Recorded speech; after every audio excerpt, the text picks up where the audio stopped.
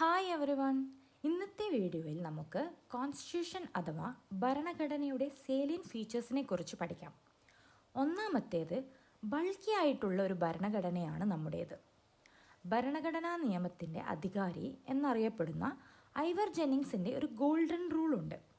അതായത് ഭരണഘടനയ്ക്ക് പുറത്ത് വയ്ക്കാൻ സാധിക്കുന്നതൊന്നും ഭരണഘടനയ്ക്ക് അകത്ത് വയ്ക്കരുത് എന്നും. കാരണം അതെപ്പോഴും ചെറുതായിരിക്കണം. അദ്ദേഹത്തിൻ്റെ പല വാക്യങ്ങളൊക്കെ ഉൾക്കൊണ്ടിട്ടാണ് പല രാജ്യങ്ങളും അവരവരുടെ ഭരണഘടന തയ്യാറാക്കിയത്. ഉദാഹരണമായി പറഞ്ഞാൽ നേപ്പാൾ, ശ്രീലങ്ക, മലേഷ്യ തുടങ്ങിയവ. അദ്ദേഹത്തിനെ നമ്മുടെ ഭരണഘടനയുടെ ഡ്രാഫ്റ്റിംഗ് കമ്മിറ്റിയുടെ ചെയർമാൻ ആക്കിയാലോ എന്നുകൂടി ചിന്തിച്ചിരുന്നു. പക്ഷേ ഗാന്ധിജിയുടെ നിർദ്ദേശപ്രകാരമായിരുന്നു ഡോക്ടർ BR അംബേദ്കറിനെ നിയമിച്ചത്. ഇന്ത്യൻ ഭരണഘടന ഭയങ്കര വലുതാണെന്നും കൂടുതൽ ഡീറ്റെയിൽഡ് ആണെന്നുമൊക്കെ പലരും ക്രിറ്റിസൈസ് ചെയ്യാറുണ്ട്. US-ന് 7 ആർട്ടിക്കിളാണ് അവരുടെ ഭരണഘടനയിൽ ഉള്ളത്. അതുപോലെ ഓസ്ട്രേലിയയ്ക്ക് 128 ആർട്ടിക്കിളും കാനഡയ്ക്ക് 147 ആർട്ടിക്കിളുമാണ് ഉള്ളത്. എന്നാൽ ഇന്ത്യൻ ഭരണഘടനയ്ക്ക് 22 പാർട്ടുകളായിട്ട് 395 ആർട്ടിക്കിളും കൂടാതെ ഒരു പ്രിയാമ്പിളും 8 ഷെഡ്യൂളുകളുമാണ് ഉണ്ടായത്. എന്തായിരിക്കാം ഇത്രയും വലുതാവാനുള്ള കാരണം? അത് നമുക്ക് നോക്കാം. ഒന്നാമത്തേത്, നമ്മുടെ കോൺസ്റ്റിറ്റ്യൂഷൻ മേക്കേഴ്സ് മറ്റു മേജർ രാജ്യങ്ങളുടെ കോൺസ്റ്റിറ്റ്യൂഷനൊക്കെയും പഠിച്ച് അതൊക്കെ ഇംപ്ലിമെൻറ്റ് ചെയ്യുമ്പോഴുള്ള മിസ്റ്റേക്സ് ഒക്കെ എക്സ്പീരിയൻസ് ചെയ്ത് മനസ്സിലാക്കി അത് ഒഴിവാക്കാൻ വേണ്ടിയുള്ളതൊക്കെ നമ്മുടെ ഭരണഘടനയിൽ ഉൾപ്പെടുത്തി. മറ്റൊരു കാരണം എന്തെന്ന് വെച്ചാൽ, ബാക്കിയുള്ള രാജ്യങ്ങൾക്ക് സെൻട്രലിനും സ്റ്റേറ്റിനും വെവ്വേറെ കോൺസ്റ്റിറ്റ്യൂഷൻ ഉണ്ടായിരുന്നു. US-ലെ കോൺസ്റ്റിറ്റ്യൂഷനിൽ സ്റ്റേറ്റിൻ്റെ കാര്യങ്ങളൊന്നും പരാമർശിക്കുന്നില്ല. സ്റ്റേറ്റിന് തന്നെ ഉണ്ടാക്കുന്ന ഒരു കോൺസ്റ്റിറ്റ്യൂഷൻ ഉണ്ട്. എന്നാൽ നമ്മുടെ കോൺസ്റ്റിറ്റ്യൂഷനിൽ സെൻട്രലിൻ്റെയും സ്റ്റേറ്റിൻ്റെയും കോൺസ്റ്റിറ്റ്യൂഷൻ ഒന്നിച്ചാണുള്ളത്. മറ്റൊരു കാരണം എന്തെന്നാൽ, നമ്മുടെ ഭരണഘടനയിൽ ഡീറ്റെയിൽ ആയിട്ടാണ് സെൻറ്ററും സ്റ്റേറ്റും തമ്മിലുള്ള നിയമനിർമ്മാണമായാലും ഭരണപരമായ കാര്യങ്ങളായാലും സാമ്പത്തിക കാര്യങ്ങളുടെ അധികാരമായാലും വിശദീകരിച്ചിട്ടുള്ളത്. ഡീറ്റെയിൽ ആയിട്ടാണ്. ലോകത്ത് വേറെ ഒരു ഭരണഘടനയിലും ഇതൊന്നും വിശദീകരിക്കുന്നില്ല. മറ്റു രാജ്യങ്ങൾ ഓർഡിനറി ലെജിസ്ലേഷൻ ആയിട്ടോ കൺവെൻഷൻ ആയിട്ടോ കരുതിയിരുന്ന കാര്യങ്ങളൊക്കെ നമ്മുടെ കോൺസ്റ്റിറ്റ്യൂഷനിൽ ഉൾപ്പെടുത്തിയിട്ടുണ്ട്. ഇതുകൂടാതെ ഇത്രയും വലിയ ഇന്ത്യ എന്ന രാജ്യം തന്നെ ബൾക്കിനെസ്സിനൊരു കാരണമാണ്.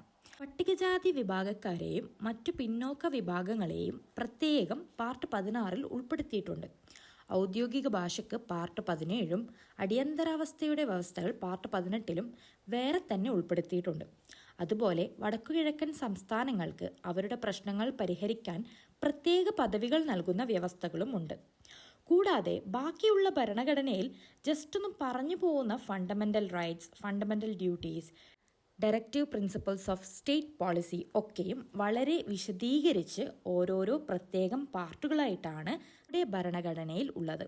ഐവർ ജെന്നിങ്സിൻ്റെ അടുത്ത് ഇന്ത്യൻ കോൺസ്റ്റിറ്റ്യൂഷൻ താങ്കളുടെ ഗോൾഡൻ പ്രിൻസിപ്പിൾ തെറ്റിച്ചല്ലോ എന്ന് ചോദിച്ചപ്പോൾ അദ്ദേഹം പറഞ്ഞത്, ഇന്ത്യൻ ജനതയ്ക്ക് ബൾക്കി ആയിട്ടുള്ള കോൺസ്റ്റിറ്റ്യൂഷൻ ഓൾറെഡി ശീലമായതാണ്. ബ്രിട്ടീഷുകാരുണ്ടാക്കിയ ഏറ്റവും വലിയ ഭരണഘടനയാണ് ഗവൺമെൻറ് ഓഫ് ഇന്ത്യ ആക്ട് 1935. അതിൽ നിന്ന് ഇൻഫ്ലുവൻസ് നേടിക്കൊണ്ടും അതിലെ പല കാര്യങ്ങൾ ഉൾക്കൊണ്ടുമാണ് ഇന്ത്യക്കാർ ഭരണഘടന ഉണ്ടാക്കിയത്. അതിനാൽ ഒബ്വിയസ്ലി ഇന്ത്യൻ കോൺസ്റ്റിറ്റ്യൂഷൻ ബൾക്കി ആയിരിക്കുമെന്നാണ് അദ്ദേഹം വിശദീകരിച്ചത്. രണ്ടാമത്തെ ഫീച്ചർ എന്തെന്ന് വെച്ചാൽ, എഴുതി തയ്യാറാക്കിയ ഏറ്റവും വലിയ കോൺസ്റ്റിറ്റ്യൂഷനാണ് നമ്മുടേത്. ഭരണഘടന 2 തരമാണുള്ളത്, റിട്ടൺ കോൺസ്റ്റിറ്റ്യൂഷനും അൺറിട്ടൺ കോൺസ്റ്റിറ്റ്യൂഷനും. അൺറിട്ടൺ ഒരു ഉദാഹരണമാണ് ബ്രിട്ടൻ. അവർക്ക് എഴുതി തയ്യാറാക്കിയ ഒരു ഭരണഘടന ഇല്ല. നേരെ മറിച്ച് റിട്ടൺ കോൺസ്റ്റിറ്റ്യൂഷന് ഉദാഹരണമാണ് US, കാനഡ, ഫ്രാൻസിലൊക്കെയുള്ള ഭരണഘടന. മൂന്നാമത്തെ ഫീച്ചർ എന്തെന്ന് വെച്ചാൽ, നമ്മുടെ പ്രിയാമ്പിളിൽ തന്നെ ജനങ്ങളുടെ പരമാധികാരത്തെക്കുറിച്ച് പറയുന്നു. We the people of India എന്ന് പറഞ്ഞുകൊണ്ടാണ് ഭരണഘടനയുടെ തുടക്കം. ഇതിനെയാണ് പോപ്പുലർ സോവറിനിറ്റി എന്ന് പറയുന്നത്. അതായത് ഒരു നോൺ കോൺഫിഡൻസ് മോഷൻ അഥവാ അവിശ്വാസ പ്രമേയം കൊണ്ട് സർക്കാരിനെ മാറ്റാവുന്ന ഒരു അധികാരം ജനങ്ങൾക്കുണ്ട്. അതാണ് ഈ മൂന്നാമത്തെ ഫീച്ചർ. നാലാമത്തെ ഫീച്ചറാണ് യൂണിവേഴ്സൽ അഡൾട്ട് ഫ്രാഞ്ചൈസ്. അതായത് 18 തികഞ്ഞ ഏതൊരു പൗരനും വോട്ട് ചെയ്യാനുള്ള അവകാശം നൽകുന്നത്. അത് സ്ത്രീയോ പുരുഷനോ ആവട്ടെ, ഏതു ജാതിയോ മതമോ ആവട്ടെ, വിദ്യാഭ്യാസ യോഗ്യത എന്തുമാവട്ടെ, പണക്കാരനാവട്ടെ പാവപ്പെട്ടവനാവട്ടെ, എന്തു തന്നെ ആയാലും ഒരു വിവേചനവുമില്ലാതെ ഏതൊരു 18 തികഞ്ഞ പൗരനും വോട്ടവകാശം നൽകുന്നു എന്നത്. അഞ്ചാമത്തേത്, ഏതൊരു കോൺസ്റ്റിറ്റ്യൂഷൻ ഒന്നുകിൽ ഇംഗ്ലണ്ടിലെ പോലെ ഫ്ലെക്സിബിൾ ആയിരിക്കും. അവർക്ക് എഴുതി തയ്യാറാക്കിയ ഭരണഘടന ഇല്ല എന്ന് നമ്മൾ നേരത്തെ തന്നെ പറഞ്ഞല്ലോ. അതിനാൽ സാധാരണ നിയമവും ഭരണഘടനാ നിയമവും തമ്മിലൊരു വ്യത്യാസം അവിടെയില്ല. സാധാരണ നിയമം പോലെ തന്നെ കോൺസ്റ്റിറ്റ്യൂഷൻ ലോയിൽ മാറ്റം വരുത്താനും പാസ്സാക്കാനും അവിടെ സാധിക്കും. അല്ലെങ്കിൽ US പോലെ റിജിഡ് കോൺസ്റ്റിറ്റ്യൂഷൻ, അതായത് കോൺസ്റ്റിറ്റ്യൂഷൻ ലോയിൽ ഒരു മാറ്റം വരുത്തണമെങ്കിൽ അവരുടെ കോൺഗ്രസ്സിലെ 2/3 മെജോറിറ്റി വേണം. കൂടാതെ 4/3 സംസ്ഥാനങ്ങൾ കൂടി അത് അംഗീകരിക്കുകയും വേണം. എന്നാൽ ഇന്ത്യൻ ഭരണഘടന റിജിഡുമാണ് ഫ്ലെക്സിബിളുമാണ്. ചില കാര്യങ്ങളിൽ റിജിഡാണ്, എന്നാൽ മറ്റു ചില കാര്യങ്ങളിൽ ബ്രിട്ടനെ പോലെ തന്നെ ഫ്ലെക്സിബിളുമാണ്. അതായത് കോൺസ്റ്റിറ്റ്യൂഷനിലെ ചില പ്രൊവിഷൻസിന് മാറ്റം വരുത്താൻ പാർലമെൻറ്റിൻ്റെ സ്പെഷ്യൽ മെജോറിറ്റിയും പകുതി സംസ്ഥാനങ്ങൾ അംഗീകരിക്കുകയും വേണം. എന്നിരുന്നാലും അത് US അത്രയും റിജിഡല്ല. മറ്റു ചില പ്രൊവിഷൻസിന് പാർലമെൻറ്റിൻ്റെ സ്പെഷ്യൽ മെജോറിറ്റി മാത്രം മതി. ചിലതിനാകട്ടെ പാർലമെൻറ്റിൻ്റെ സിമ്പിൾ മെജോറിറ്റി മാത്രം മതി. എന്നാൽ ചിലത് തീരെ മാറ്റം വരുത്താൻ സാധിക്കുന്നതല്ല. അതാണ് ബേസിക് ഫീച്ചേഴ്സ് എന്ന് പറയുന്ന കാര്യങ്ങൾ. ആറാമത്തേതാണ് ഫണ്ടമെൻ്റൽ റൈറ്റ്സ്. അത് ലംഘിക്കപ്പെട്ടാൽ സുപ്രീം കോടതിയിലേക്ക് നേരിട്ട് പോകാവുന്നതാണ്. കൂടാതെ ഫണ്ടമെൻ്റൽ ഡ്യൂട്ടീസുമുണ്ട്. അത് 1976 42ാമത്തെ കോൺസ്റ്റിറ്റ്യൂഷൻ അമെൻമെൻറ്റ് ആക്ട് പ്രകാരം ഉൾപ്പെടുത്തിയതാണ്. ഫണ്ടമെൻ്റൽ റൈറ്റ്സ് നമ്മുടെ ഭരണഘടന നമുക്ക് ഉറപ്പുവരുത്തുന്നത് കൊണ്ട് തിരിച്ച രാജ്യത്തിനോടുള്ള കടപ്പാട് കാണിക്കുന്നതിനെ ഉൾപ്പെടുത്തുന്നതാണ് ഫണ്ടമെൻ്റൽ ഡ്യൂട്ടീസ്. കൂടാതെ DPSP ഉണ്ട്. അതായത് സ്റ്റേറ്റിൻ്റെ വിഷൻ എങ്ങനെയുള്ളതായിരിക്കണം, ഒരു വെൽഫെയർ സ്റ്റേറ്റ് ആവാൻ എന്തായിരിക്കണം പോളിസി എന്നുൾപ്പെടുത്തുന്നതാണ് DPSP, അതായത് directive principles of state policy. ഇത് ഐറിഷ് കോൺസ്റ്റിറ്റ്യൂഷനിൽ നിന്ന് ഇൻസ്പയർ ആയി എടുത്തതാണ്. 9ാമത്തെ ഫീച്ചറാണ് 3 ടയർ ഗവൺമെൻറ്, അതായത് സെൻട്രൽ ഗവൺമെൻറ്റും സ്റ്റേറ്റ് ഗവൺമെൻറ്റും കൂടാതെ ലോക്കൽ ഗവൺമെൻറ്റും ഉള്ളത്. പഞ്ചായത്തോ മുനിസിപ്പാലിറ്റിയോ ആയിരിക്കും ഈ ലോക്കൽ ഗവൺമെൻറ്. അത് 1992 73ാമത്തെയും 74ാമത്തെയും കോൺസ്റ്റിറ്റ്യൂഷണൽ അമെൻമെൻറ്റ് ആക്ട് പ്രകാരം ഉൾപ്പെടുത്തിയതാണ്. 10ാമത്തെ ഫീച്ചറാണ് കോപ്പറേറ്റീവ് സൊസൈറ്റി. ഒറിജിനൽ കോൺസ്റ്റിറ്റ്യൂഷനിൽ ഇത് ഉണ്ടായിരുന്നില്ല. 2011 97ാമത്തെ കോൺസ്റ്റിറ്റ്യൂഷണൽ അമെൻമെൻറ്റ് ആക്ട് പ്രകാരം ഉൾപ്പെടുത്തിയതാണിത്. അങ്ങനെ കോൺസ്റ്റിറ്റ്യൂഷനിൽ 3 മാറ്റങ്ങൾ വരുത്തി. ആർട്ടിക്കിൾ 19(1)(c)യിൽ കോപ്പറേറ്റീവ് സൊസൈറ്റി രൂപീകരിക്കൽ ഒരു മൗലികാവകാശമായി മാറി. DPSPയിൽ ആർട്ടിക്കിൾ 43(b)യും കോൺസ്റ്റിറ്റ്യൂഷനിൽ പാർട്ട് 9(b) എന്നൊരു പുതിയ പാർട്ട് കൂടി ഉൾപ്പെടുത്തി. 11ാമത്തെ ഫീച്ചർ എന്തെന്നാൽ ഫെഡറൽ സ്ട്രക്ചറാണ്. അതായത് സെൻറ്ററും സ്റ്റേറ്റും തമ്മിൽ ഒരു ഡിവിഷൻ ഓഫ് പവർ ഉണ്ട്. ഉൾപ്പെടുന്നതാണ് ഫെഡറൽ ഫീച്ചർ. കോൺസ്റ്റിറ്റ്യൂഷൻ്റെ പരമാധികാരം, റിട്ടൺ കോൺസ്റ്റിറ്റ്യൂഷൻ, കോൺസ്റ്റിറ്റ്യൂഷൻ്റെ റിജിഡിറ്റി, ഇൻഡിപെൻഡൻറ്റ് ജുഡീഷ്യറി, ബൈക്യാമറലിസം ഒക്കെയും ഫെഡറൽ ഫീച്ചേഴ്സാണ്. ഫെഡറൽ ഫീച്ചർ കൂടാതെ യൂണിറ്ററി ഫീച്ചേഴ്സ് കൂടിയുണ്ട്. അതായത് കോൺസ്റ്റിറ്റ്യൂഷൻ്റെ ഏതൊരു കാര്യവും ഒന്നെങ്കിൽ സെൻട്രൽ ലിസ്റ്റിലായിരിക്കും, അല്ലെങ്കിൽ സ്റ്റേറ്റ് ലിസ്റ്റിലായിരിക്കും, അതുമല്ലെങ്കിൽ കൺകറന്റ് ലിസ്റ്റിൽ ഉൾപ്പെടുത്തിയിട്ടുണ്ടാവും. ഇതിലൊന്നും ഉൾപ്പെടുത്താത്തത് ഉണ്ടെങ്കിൽ അത് റെസിഡ്വൽ സബ്ജക്ട്സ് എന്ന് പറയും. അത് യൂണിയൻ ഗവൺമെൻറ്റിൻ്റെ അണ്ടറിലാണ് വരിക. ഇനി കൺകറന്റ് ലിസ്റ്റിൽ ഏതെങ്കിലും ഒന്നിൽ ഇഷ്യൂ ഉണ്ടാവുകയോ അല്ലെങ്കിൽ രണ്ടുപേരും, അതായത് സെൻറ്ററോ സ്റ്റേറ്റോ രണ്ടുപേരും നിയമം ഉണ്ടാക്കുകയോ ആണെങ്കിൽ യൂണിയൻ ഗവൺമെൻറ് എന്താണോ പറയുന്നത് അതായിരിക്കും അവസാന വാക്ക്. സെൻറ്ററിനൊരു മേൽക്കോയ്മയുണ്ട്. വേറൊരു യൂണിറ്ററി പവർ എന്തെന്നാൽ സംസ്ഥാനങ്ങളുടെ അതിർത്തി തീരുമാനിക്കാൻ പാർലമെൻറ്റിനാണ് അധികാരം. അതുകൂടാതെ സ്റ്റേറ്റിൻ്റെ ഗവർണറെ പ്രസിഡൻ്റാണ് നിയമിക്കുന്നത്. സെൻറ്ററിൻ്റെ ഒരു ഏജൻറ്റ് പോലെയാണ് ആ ഒരു പദവി. രാജ്യത്തിൻ്റെ സോവറിനിറ്റി, യൂണിറ്റി, ഇൻറ്റഗ്രിറ്റി എന്നൊക്കെ നിലനിർത്തിക്കൊണ്ടു പോവാൻ സെൻട്രൽ ഗവൺമെൻറ്റിന് സ്റ്റേറ്റിൽ എമർജൻസി പ്രൊവിഷൻസ് ഉപയോഗിച്ചുകൊണ്ട് സ്റ്റേറ്റിൻ്റെ മുകളിൽ സെൻറ്ററിൻ്റെ ഭരണം കൊണ്ടുവരാവുന്നതാണ്. ഇതും ഒരു യൂണിറ്ററി ഫീച്ചറാണ്. നമ്മുടെ ഭരണഘടന ഒരു ഫെഡറൽ സിസ്റ്റമാണ് ഫോളോ ചെയ്യുന്നത്. എന്നിരുന്നാലും യൂണിയനോടൊരു ബയസ്നെസ് ഉണ്ട്. 12ാമത്തെ സെയിലിയൻ ഫീച്ചറാണ് സെക്യുലർ സ്റ്റേറ്റ്. സെക്യുലർ സ്റ്റേറ്റ് എന്ന് വെച്ചാൽ രാജ്യത്തിന് ഒരു ഒഫീഷ്യൽ റിലീജിയൻ ഇല്ല എന്നാണ്. നമ്മുടെ ഭരണഘടനയിൽ 1976 42ാമത്തെ അമെൻമെൻറ്റ് ആക്ട് പ്രകാരമാണ് ഇത് ഉൾപ്പെടുത്തിയത്. 13ാമത്തെ ഫീച്ചറാണ് പാർലമെൻറ്റ് ഫോം ഓഫ് ഗവൺമെൻറ്. അതിനെ ക്യാബിനറ്റ് ഗവൺമെൻറ് എന്നും വെസ്റ്റ്മിൻസ്റ്റർ മോഡൽ ഓഫ് ഗവൺമെൻറ് എന്നും റെസ്പോൺസിബിൾ ഗവൺമെൻറ് എന്നൊക്കെ അറിയപ്പെടുന്നു. സെൻട്രലിലായാലും സ്റ്റേറ്റിലായാലും ക്യാബിനറ്റ് ഫോം ഓഫ് ഗവൺമെൻറ് ഉണ്ട്. ഇതിനെ റെസ്പോൺസിബിൾ ഗവൺമെൻറ് എന്ന് പറയാൻ കാരണം എക്സിക്യൂട്ടീവ് ലെജിസ്ലേച്ചറിനോട് എപ്പോഴും ഉത്തരം നൽകേണ്ടതാണ്. 14ാമത്തേതാണ് സിംഗിൾ സിറ്റിസൺഷിപ്പ്. US-ലൊക്കെ ഡുവൽ സിറ്റിസൺഷിപ്പാണ്, അതായത് രാജ്യത്തിൻ്റെയും സംസ്ഥാനത്തിൻ്റെയും പൗരത്വം ലഭിക്കും. എന്നാൽ നമുക്ക് ഏത് സംസ്ഥാനത്തിൽ നിന്നാണെങ്കിലും ഇന്ത്യൻ പൗരത്വം മാത്രമേ ലഭിക്കുകയുള്ളൂ. ഒറ്റ ഇന്ത്യൻ എന്നുള്ളൊരു ഐഡൻറ്റിറ്റിയാണ് നമുക്ക് ഉള്ളത്.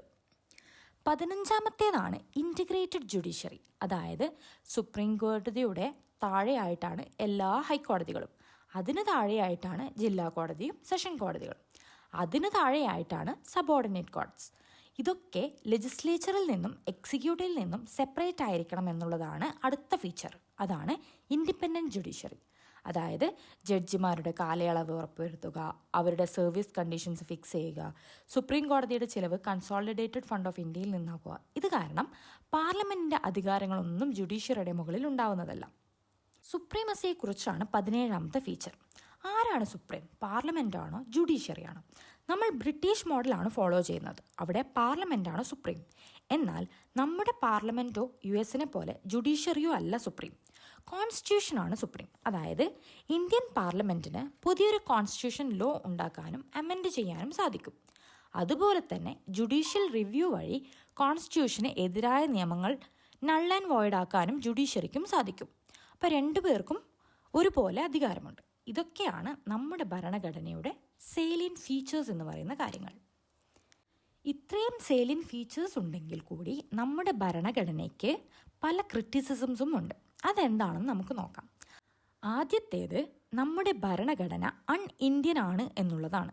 അതായത് എവിടെയും നമ്മുടെ പുരാതനമായ രാഷ്ട്രീയമോ ട്രഡീഷനോ ഒന്നും ഉൾക്കൊള്ളുന്നില്ല എന്നതാണ് ആദ്യത്തേത്.